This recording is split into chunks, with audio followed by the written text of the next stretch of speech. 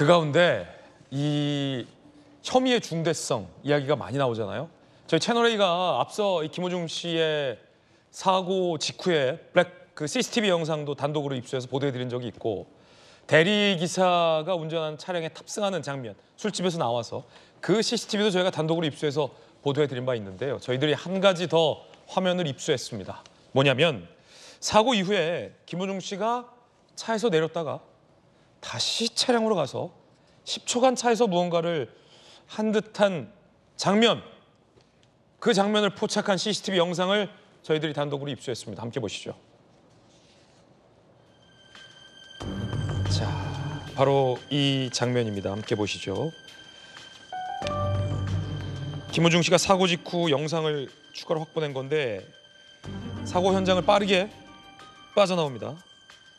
자, 잠시 뒤 왼편 주차장에 차량을 세우고 내린 김호중 씨. 어디로 걸어가나 싶더니, 자, 보시죠. 그리고 다시 발걸음을 돌려서 차량으로 가는 모습이 나옵니다. 자, 이렇게 어디론가 누군가와 통화하며 주위를 뱅뱅 맴도는 모습.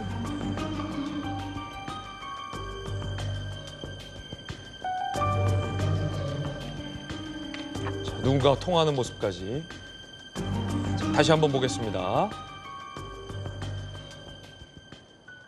자, 채널A가 사고 직후에 영상을 추가로 확보했습니다. 이렇게 빠르게 사고 장면을 빠져나옵니다. 그리고 김호중 씨가 나갔다가 다시 돌아오죠. 자, 보세요. 나갔다가 차량으로 다시 돌아와요.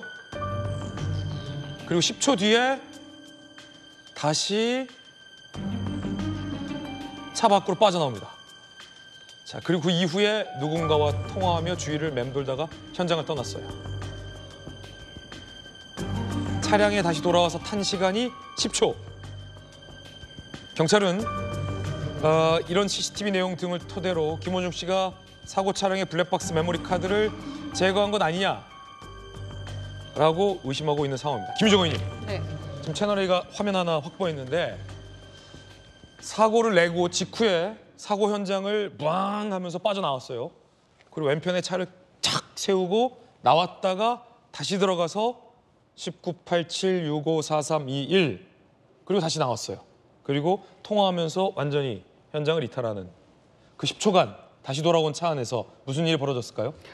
우선은 정차하고 내려서 통화하다가 다시 차에 타고 또 내렸잖아요. 그 상황만 보더라도 애초에 소속사에서 변명했던 공황 상태라서 수습하지 못하고 빠져나갔다라는 말하고 전혀 배치되는 상황이잖아요. 그렇군요. 굉장히 차분해 보이지 않습니까?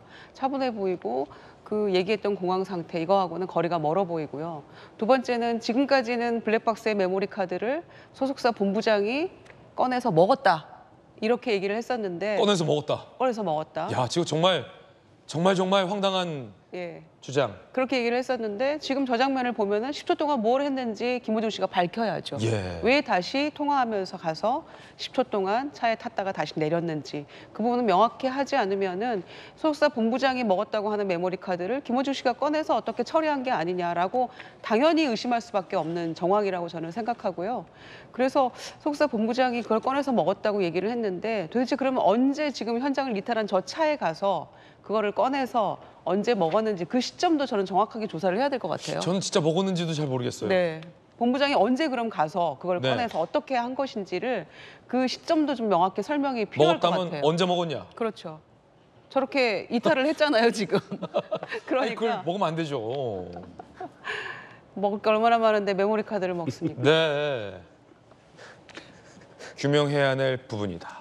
오늘 판사다.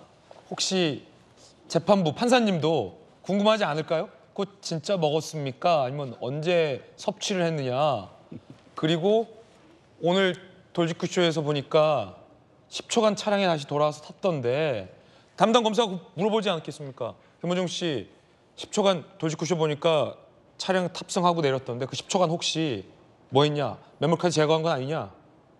그렇다면 앞서 메모리칩 먹었다는 주장과 배치되는 거 아니냐? 증거인멸 우려가 있다. 그런 얘기 하지 않겠습니까? 담당 검사 입장에서. 뭐 당연히 할 겁니다. 오늘 영장실질심사에서는 두 가지가 핵심적인 쟁점이 될 텐데요. 첫 번째는 이 지금 적용된 피의 사실 중에는 특가법상의 위험운전 치상이 가장 중죄입니다.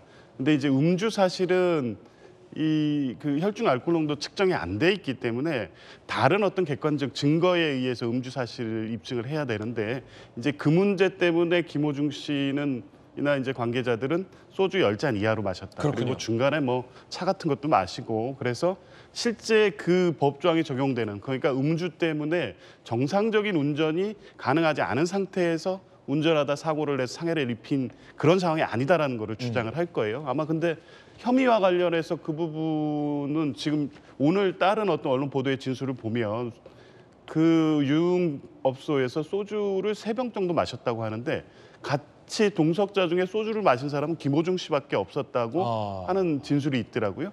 이제 그걸 보면 어느 정도 객관적 그 유흥업소 이 종업원들의 진술이고 일치된 진술을 하고 있다고 보면 소주 10잔을 마셨다는 김호중 씨 진술의 신빙성이 없어지는 거죠. 만약 이런 부분에 다른 진술 내지 객관적 물증, CCTV도 아마 확보가 돼 있을 겁니다. 그러면 소주 10잔 정도 먹어서 뭐 이 정상적인 운전 상태를 운전할 수 없는 상태였다.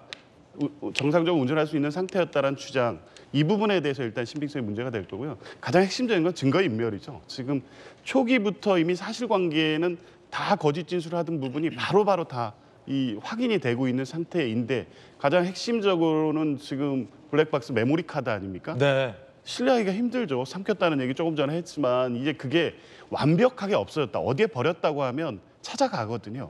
이제 그렇게 할까 봐 삼켜서 완전히 없어졌다라고 저 진술을 만들어낸 것 같은데 결국에 이제 추가적인 수사 과정에서 다른 진술이 나올 수도 있다고 네. 봅니다. 물론 끝까지 고수할지는 모르겠지만 어쨌든 이 과정을 영장에 담았을 거기 때문에 재판부도 당연히 그러면 어떻게 됐느냐 물어볼 거고요. 나머지 메모리 카드 2개에 거기에는 또 그 차이는 없었다고 계속 주장을 하고 있는데 실제 그랬겠느냐는 의심 또 나오는 거 아닙니까?